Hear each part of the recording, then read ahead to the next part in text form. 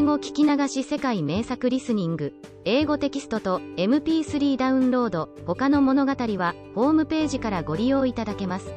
88thpp.com、88thpp.com。 3. A case of identity. My dear fellow, said Sherlock Holmes as we sat on either side of the fire in his lodgings at Baker Street, life is infinitely stranger than anything which the mind of man could invent. We would not dare to conceive the things which are really mere commonplaces of existence.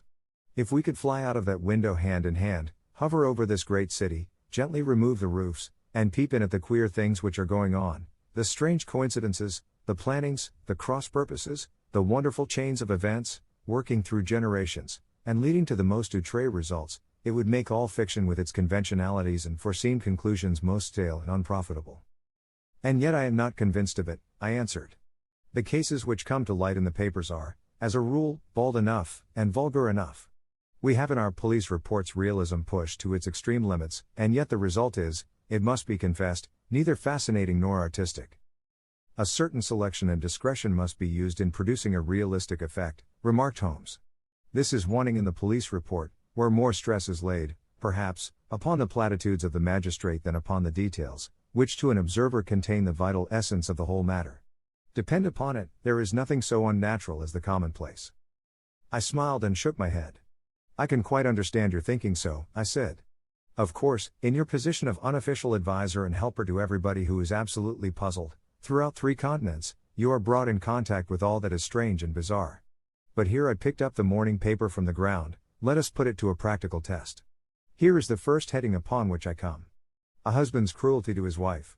There is half a column of print, but I know without reading it that it is all perfectly familiar to me. There is, of course, the other woman, the drink, the push, the blow, the bruise, the sympathetic sister or landlady. The crudest of writers could invent nothing more crude. Indeed, your example is an unfortunate one for your argument, said Holmes, taking the paper and glancing his eye down it. This is the Dundas separation case, and, as it happens, I was engaged in clearing up some small points in connection with it.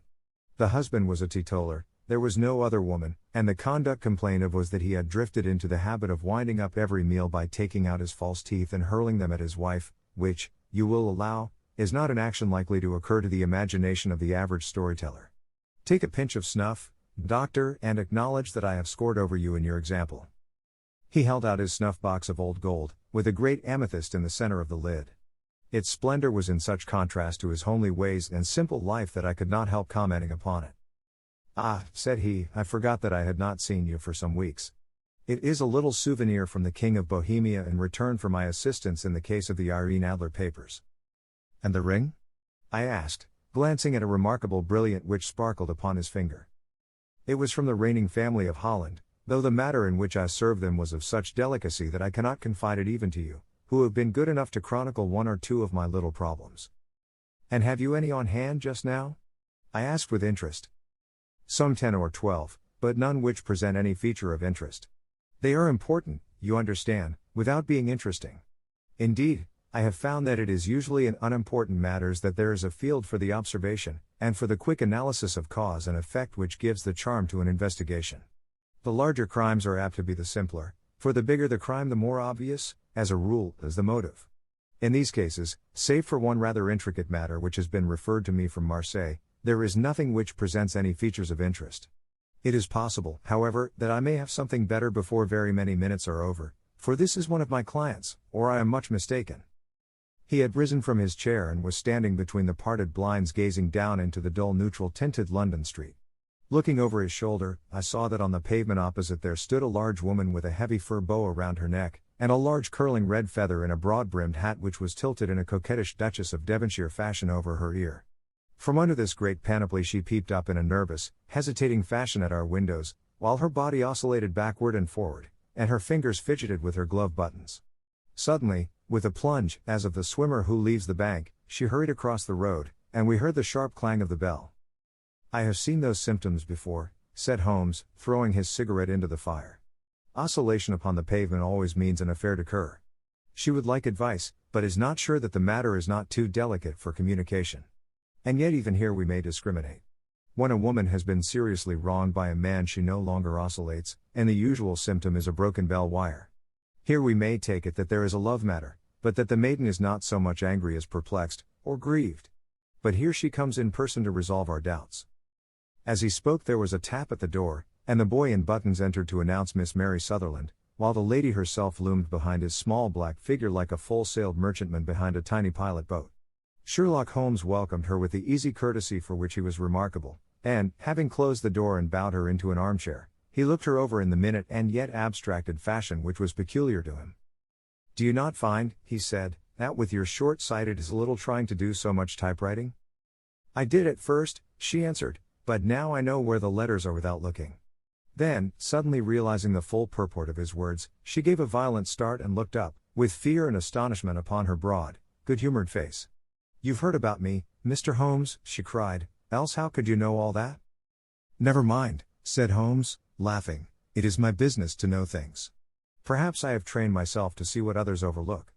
If not, why should you come to consult me?" "I came to you, sir, because I heard of you from Mrs. Etheridge, whose husband you found so easy when the police and everyone had given him up for dead. Oh, Mr. Holmes, I wish you would do as much for me. I'm not rich, but still I have 100 a year in my own right, besides the little that I make by the machine, and I would give it all to know what has become of Mr. Hosmer Angel." "Why did you come away to consult me in such a hurry?" asked Sherlock Holmes, with his fingertips together and his eyes to the ceiling. Again a startled look came over the somewhat vacuous face of Miss Mary Sutherland. "Yes, I did bang out of the house," she said, "for it made me angry to see the easy way in which Mr. Windibank, that is, my father, took it all. He would not go to the police, and he would not go to you, and so at last, as he would do nothing and kept on saying that there was no harm done, it made me mad, and I just on with my things and came right away to you." "Your father?" said Holmes. "Your stepfather, surely, since the name is different." "Yes, my stepfather. I call him father, though it sounds funny, too, for he is only 5 years and 2 months older than myself." "And your mother is alive?" "Oh, yes, mother is alive and well. I wasn't best pleased, Mr. Holmes, when she married again so soon after father's death, and a man who was nearly 15 years younger than herself.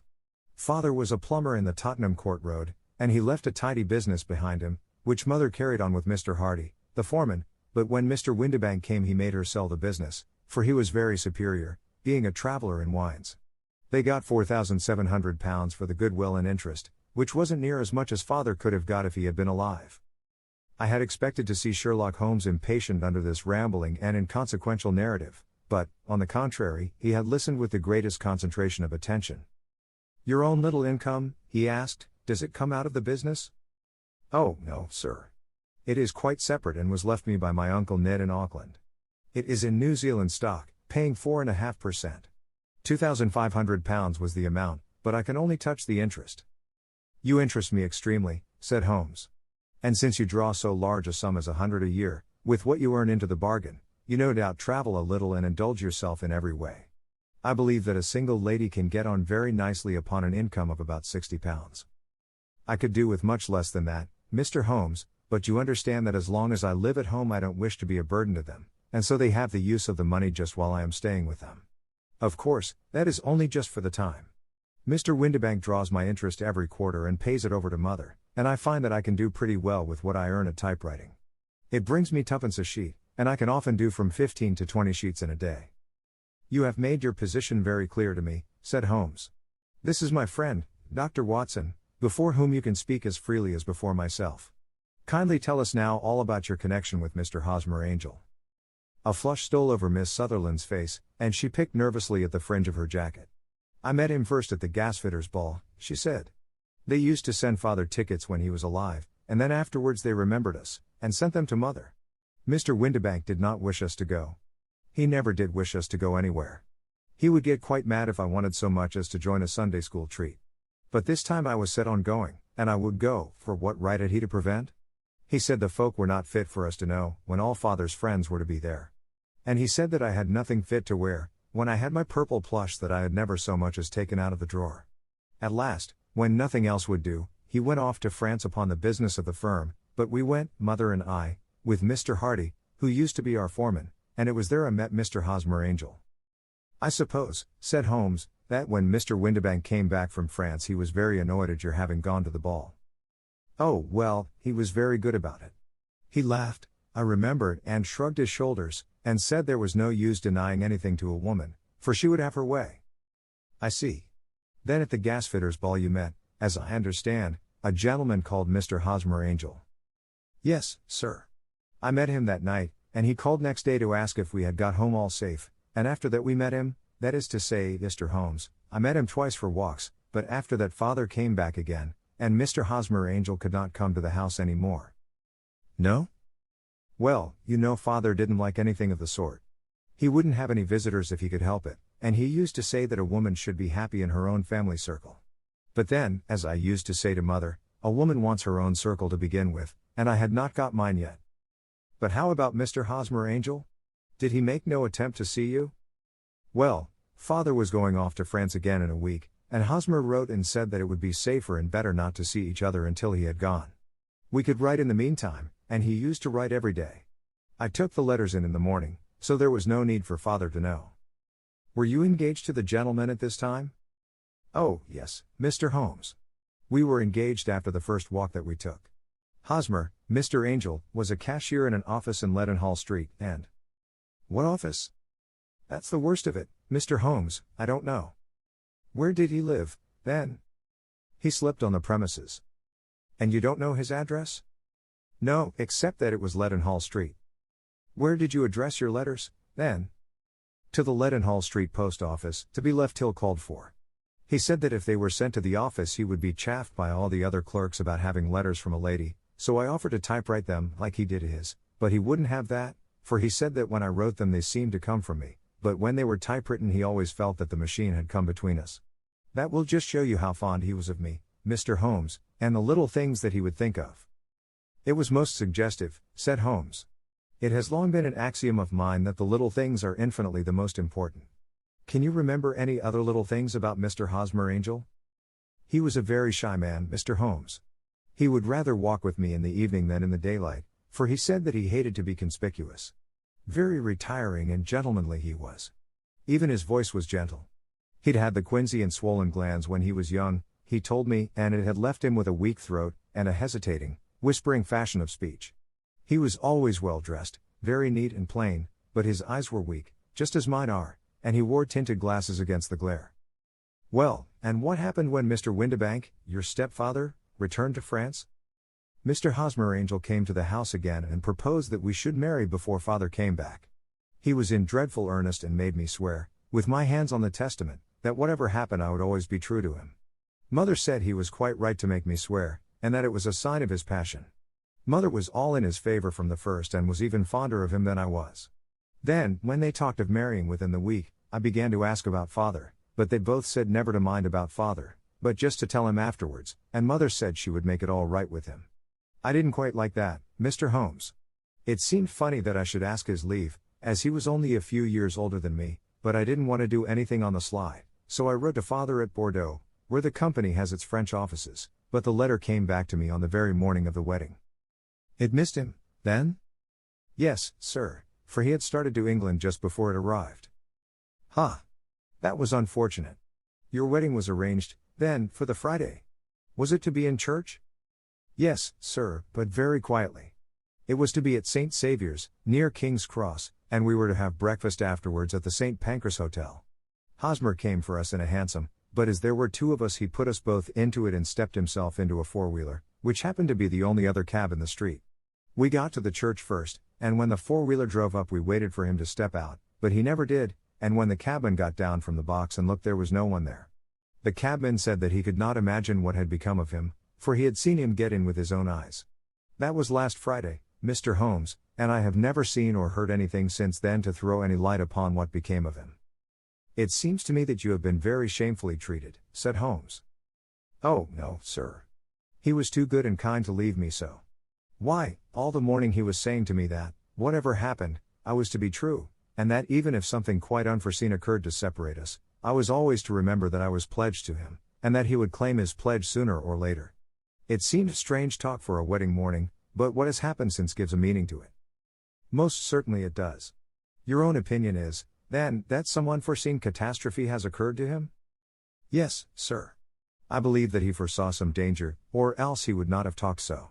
And then I think that what he foresaw happened. But you have no notion as to what it could have been? None. One more question. How did your mother take the matter? She was angry, and said that I was never to speak of the matter again. And your father? Did you tell him? Yes, and he seemed to think, with me, that something had happened, and that I should hear of Hosmer again.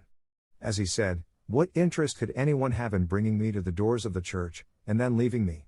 Now, if he had borrowed my money, or if he had married me and got my money settled on him, there might be some reason, but Hosmer was very independent about money and never would look at a shilling of mine. And yet, what could have happened? And why could he not write? Oh, it drives me half mad to think of it, and I can't sleep a wink at night.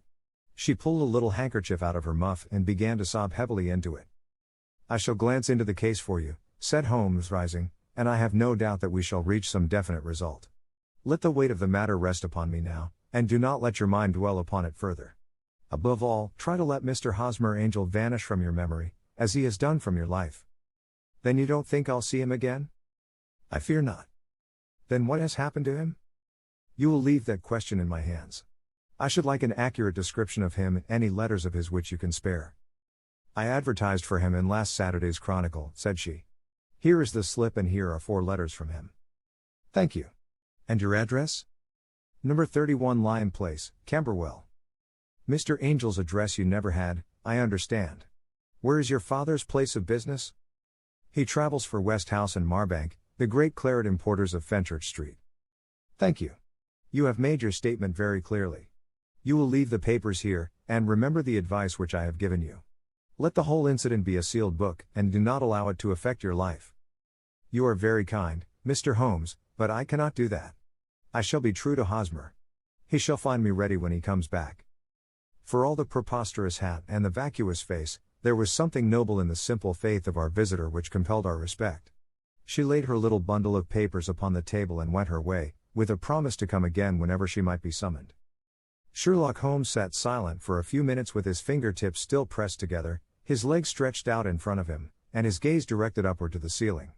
Then he took down from the rack the old and oily clay pipe, which was to him as a counselor, and, having lit it, he leaned back in his chair, with the thick blue cloud wreaths spinning up from him, and a look of infinite languor in his face. Quite an interesting study, that maiden, he observed. I found her more interesting than her little problem, which, by the way, is rather a trite one. You will find parallel cases, if you consult my index, in Andover in '77, and there was something of the sort at The Hague last year. Old as is the idea, however, there were 1 or 2 details which were new to me. But the maiden herself was most instructive. You appeared to read a good deal upon her which was quite invisible to me, I remarked. Not invisible but unnoticed, Watson. You did not know where to look, and so you missed all that was important. I can never bring you to realize the importance of sleeves, the suggestiveness of thumbnails, or the great issues that may hang from a bootlace. Now, what did you gather from that woman's appearance? Describe it. Well, she had a slate-colored, broad-brimmed straw hat, with a feather of a brickish red. Her jacket was black, with black beads sewn upon it, and a fringe of little black jet ornaments. Her dress was brown, rather darker than coffee color, with a little purple plush at the neck and sleeves. Her gloves were grayish and were worn through at the right forefinger. Her boots I didn't observe. She had small round, hanging gold earrings, and a general air of being fairly well-to-do in a vulgar, comfortable, easy-going way. Sherlock Holmes clapped his hands softly together and chuckled. "'Pon my word, Watson, you are coming along wonderfully. You have really done very well indeed. It is true that you have missed everything of importance, but you have hit upon the method, and you have a quick eye for color. Never trust to general impressions, my boy, but concentrate yourself upon details. My first glance is always at a woman's sleeve. In a man it is perhaps better first to take the knee of the trouser. As you observe, this woman had plush upon her sleeves, which is a most useful material for showing traces. The double line a little above the wrist, where the typewriter presses against the table, was beautifully defined. The sewing machine, of the hand type, leaves a similar mark, but only on the left arm, and on the side of it farthest from the thumb, instead of being right across the broadest part, as this was. I then glanced at her face, and, observing the dint of a pince-nez at either side of her nose, I ventured a remark upon short sight and typewriting, which seemed to surprise her. It surprised me. But, surely, it was obvious. I was then much surprised and interested on glancing down to observe that, though the boots which she was wearing were not unlike each other, they were really odd ones, the one having a slightly decorated toe cap, and the other a plain one. One was buttoned only in the 2 lower buttons out of 5, and the other at the 1st, 3rd, and 5th. Now, when you see that a young lady, otherwise neatly dressed, has come away from home with odd boots, half-buttoned, it is no great deduction to say that she came away in a hurry. And what else? I asked, keenly interested, as I always was, by my friend's incisive reasoning. I noted, in passing, that she had written a note before leaving home but after being fully dressed. You observed that her right glove was torn at the forefinger, but you did not apparently see that both glove and finger were stained with violet ink. She had written in a hurry and dipped her pen too deep. It must have been this morning, or the mark would not remain clear upon the finger. All this is amusing, though rather elementary, but I must go back to business, Watson. Would you mind reading me the advertised description of Mr. Hosmer Angel? I held the little printed slip to the light. Missing, it said, on the morning of the 14th, a gentleman named Hosmer Angel. About 5'7" in height, strongly built, sallow complexion, black hair, a little bald in the center, bushy, black side whiskers and mustache, tinted glasses, slight infirmity of speech.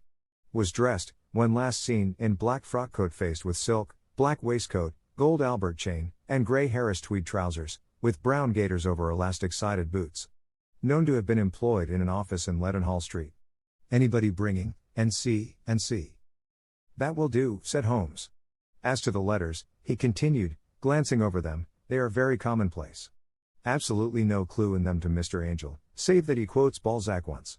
There is one remarkable point, however, which will no doubt strike you. They are typewritten, I remarked. Not only that, but the signature is typewritten. Look at the neat little Hosmer Angel at the bottom. There is a date, you see, but no superscription except Leadenhall Street, which is rather vague. The point about the signature is very suggestive, in fact, we may call it conclusive. Of what? My dear fellow, is it possible you do not see how strongly it bears upon the case? I cannot say that I do unless it were that he wished to be able to deny his signature if an action for breach of promise were instituted. No, that was not the point. However, I shall write 2 letters, which should settle the matter. One is to a firm in the city, the other is to the young lady's stepfather, Mr. Windibank, asking him whether he could meet us here at 6 o'clock tomorrow evening. It is just as well that we should do business with the male relatives. And now, Doctor, we can do nothing until the answers to those letters come, so we may put our little problem upon the shelf for the interim. I had so many reasons to believe in my friend's subtle powers of reasoning and an extraordinary energy in action that I felt that he must have some solid grounds for the assured and easy demeanor with which he treated the singular mystery which he had been called upon to fathom. Once only had I known him to fail, in the case of the King of Bohemia and of the Irene Adler photograph, but when I looked back to the weird business of the sign of 4, and the extraordinary circumstances connected with the study in scarlet, I felt that it would be a strange tangle indeed which he could not unravel. I left him then, still puffing at his black clay pipe, with the conviction that when I came again on the next evening I would find that he held in his hands all the clues which would lead up to the identity of the disappearing bridegroom of Miss Mary Sutherland. A professional case of great gravity was engaging my own attention at the time, and the whole of next day I was busy at the bedside of the sufferer. It was not until close upon 6 o'clock that I found myself free and was able to spring into a hansom and drive to Baker Street, half afraid that I might be too late to assist at the denouement of the little mystery. I found Sherlock Holmes alone, however, half asleep, with his long, thin form curled up in the recesses of his armchair. A formidable array of bottles and test tubes, with the pungent cleanly smell of hydrochloric acid, told me that he had spent his day in the chemical work which was so dear to him. Well, have you solved it? I asked as I entered. Yes. It was the bisulfate of baryta. No, the mystery, I cried. Oh, that. I thought of the salt that I have been working upon.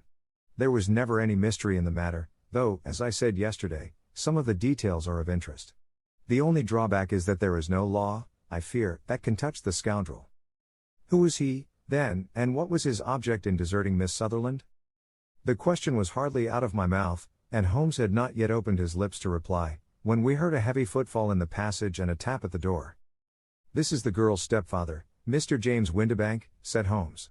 He has written to me to say that he would be here at 6. Come in. The man who entered was a sturdy, middle-sized fellow, some 30 years of age, clean-shaven, and sallow-skinned, with a bland, insinuating manner, and a pair of wonderfully sharp and penetrating gray eyes. He shot a questioning glance at each of us, placed his shiny top hat upon the sideboard, and with a slight bow sidled down into the nearest chair. "Good evening, Mr. James Windibank," said Holmes. "I think that this typewritten letter is from you, in which you made an appointment with me for 6 o'clock. "Yes, sir. I am afraid that I am a little late, but I am not quite my own master, you know. I am sorry that Miss Sutherland has troubled you about this little matter, for I think it is far better not to wash linen of the sort in public. It was quite against my wishes that she came, but she is a very excitable, impulsive girl, as you may have noticed, and she is not easily controlled when she has made up her mind on a point. Of course, I did not mind you so much, as you are not connected with the official police, but it is not pleasant to have a family misfortune like this noised abroad. Besides, it is a useless expense, for how could you possibly find this Hosmer angel?" "On the contrary," said Holmes quietly, "I have every reason to believe that I will succeed in discovering Mr. Hosmer Angel." Mr. Windibank gave a violent start and dropped his gloves. "I am delighted to hear it," he said. "It is a curious thing," remarked Holmes, "that a typewriter has really quite as much individuality as a man's handwriting. Unless they are quite new, though two of them write exactly alike. Some letters get more worn than others, and some were only on one side. Now, you remark in this note of yours, Mr. Windibank, that in every case there is some little slurring over of the E, and a slight defect in the tail of the R. There are 14 other characteristics, but those are the more obvious. We do all our correspondence with this machine at the office, and no doubt it is a little worn," our visitor answered, glancing keenly at Holmes with his bright little eyes. "And now I will show you what is really a very interesting study, Mr. Windibank," Holmes continued. "I think of writing another little monograph some of these days on the typewriter and its relation to crime. It is a subject to which I have devoted some little attention. I have here 4 letters which purport to come from the missing man. They are all typewritten. In each case, not only are the E's slurred and the R's tailless, but you will observe, if you care to use my magnifying lens, that the 14 other characteristics to which I have alluded are there as well." Mr. Windibank sprang out of his chair and picked up his hat. "I cannot waste time over this sort of fantastic talk, Mr. Holmes," he said. "If you can catch the man, catch him, and let me know when you have done it." "Certainly," said Holmes, stepping over and turning the key in the door. "I let you know, then, that I have caught him." "What? Where?" shouted Mr. Windibank, turning white to his lips and glancing about him like a rat in a trap. "Oh, it won't do, really it won't," said Holmes suavely. "There is no possible getting out of it, Mr. Windibank. It is quite too transparent, and it was a very bad compliment when you said that it was impossible for me to solve so simple a question. That's right. Sit down and let us talk it over." Our visitor collapsed into a chair, with a ghastly face and a glitter of moisture on his brow. It's not actionable," he stammered. "I am very much afraid that it is not. But between ourselves, Windibank, it was as cruel and selfish and heartless a trick in a petty way as ever came before me. Now, let me just run over the course of events, and you will contradict me if I go wrong." The man sat huddled up in his chair, with his head sunk upon his breast, like one who is utterly crushed. Holmes stuck his feet up on the corner of the mantelpiece and, leaning back with his hands in his pockets, began talking, rather to himself, as it seemed, than to us. "The man married a woman very much older than himself for her money," said he, "and he enjoyed the use of the money of the daughter as long as she lived with them. It was a considerable sum for people in their position, and the loss of it would have made a serious difference. It was worth an effort to preserve it. The daughter was of a good, amiable disposition, but affectionate and warm-hearted in her ways, so that it was evident that with her fair personal advantages, and her little income, she would not be allowed to remain single long. Now her marriage would mean, of course, the loss of 100 a year, so what does her stepfather do to prevent it? He takes the obvious course of keeping her at home and forbidding her to seek the company of people of her own age. But soon he found that that would not answer forever. She became restive, insisted upon her rights, and finally announced her positive intention of going to a certain ball. What does her clever stepfather do then? He conceives an idea more creditable to his head than to his heart. With the connivance and assistance of his wife he disguised himself, covered those keen eyes with tinted glasses, masked the face with a mustache and a pair of bushy whiskers, sunk that clear voice into an insinuating whisper, and doubly secure on account of the girl's short sight, he appears as Mr. Hosmer Angel, and keeps off other lovers by making love himself. It was only a joke at first, groaned our visitor. We never thought that she would have been so carried away. Very likely not. However that may be, the young lady was very decidedly carried away, and, having quite made up her mind that her stepfather was in France, the suspicion of treachery never for an instant entered her mind. She was flattered by the gentleman's attentions, and the effect was increased by the loudly expressed admiration of her mother. Then Mr. Angel began to call, for it was obvious that the matter should be pushed as far as it would go if a real effect were to be produced. There were meetings, and an engagement, which would finally secure the girl's affections from turning towards anyone else. But the deception could not be kept up forever. These pretended journeys to France were rather cumbrous. The thing to do was clearly to bring the business to an end in such a dramatic manner that it would leave a permanent impression upon the young lady's mind and prevent her from looking upon any other suitor for some time to come. Hence those vows of fidelity exacted upon a testament, and hence also the allusions to a possibility of something happening on the very morning of the wedding. James Windibank wished Miss Sutherland to be so bound to Hosmer Angel, and so uncertain as to his fate, that for 10 years to come, at any rate, she would not listen to another man. As far as the church door he brought her, and then, as he could go no farther, he conveniently vanished away by the old trick of stepping in at one door of a four-wheeler and out at the other. I think that was the chain of events, Mr. Windibank. Our visitor had recovered something of his assurance while Holmes had been talking, and he rose from his chair now with a cold sneer upon his pale face. "It may be so, or it may not, Mr. Holmes," said he, "but if you are so very sharp you ought to be sharp enough to know that it is you who are breaking the law now, and not me. I have done nothing actionable from the first, but as long as you keep that door locked you lay yourself open to an action for assault and illegal constraint. The law cannot, as you say, touch you," said Holmes, unlocking and throwing open the door, "yet there never was a man who deserved punishment more. If the young lady has a brother or a friend, he ought to lay a whip across your shoulders. By Jove," he continued, flushing up at the sight of the bitter sneer upon the man's face, "it is not part of my duties to my client, but here's a hunting crop handy, and I think I shall just treat myself to." He took 2 swift steps to the whip, but before he could grasp it there was a wild clatter of steps upon the stairs, the heavy hall door banged, and from the window we could see Mr. James Windibank running at the top of his speed down the road. "There's a cold-blooded scoundrel," said Holmes, laughing, as he threw himself down into his chair once more. "That fellow will rise from crime to crime until he does something very bad, and ends on a gallows. The case has, in some respects, been not entirely devoid of interest." "I cannot now entirely see all the steps of your reasoning," I remarked. "Well, of course it was obvious from the first that this Mr. Hosmer Angel must have some strong object for his curious conduct, and it was equally clear that the only man who really profited by the incident, as far as we could see, was the stepfather. Then the fact that the 2 men were never together, but that the one always appeared when the other was away, was suggestive. So were the tinted spectacles and the curious voice, which both hinted at a disguise, as did the bushy whiskers. My suspicions were all confirmed by his peculiar action in typewriting his signature, which, of course, inferred that his handwriting was so familiar to her that she would recognize even the smallest sample of it. You see, all these isolated facts, together with many minor ones, all pointed in the same direction. And how did you verify them? Having once spotted my man, it was easy to get corroboration. I knew the firm for which this man worked. Having taken the printed description, I eliminated everything from it which could be the result of a disguise, the whiskers, the glasses, the voice, and I sent it to the firm, with a request that they would inform me whether it answered to the description of any of their travelers. I had already noticed the peculiarities of the typewriter, and I wrote to the man himself at his business address asking him if he would come here. As I expected, his reply was typewritten and revealed the same trivial but characteristic defects. The same post brought me a letter from West House and Marbank, of Fenchurch Street, to say that the description tallied in every respect with that of their employé, James Windibank. Voilà tout. And Miss Sutherland? If I tell her she will not believe me.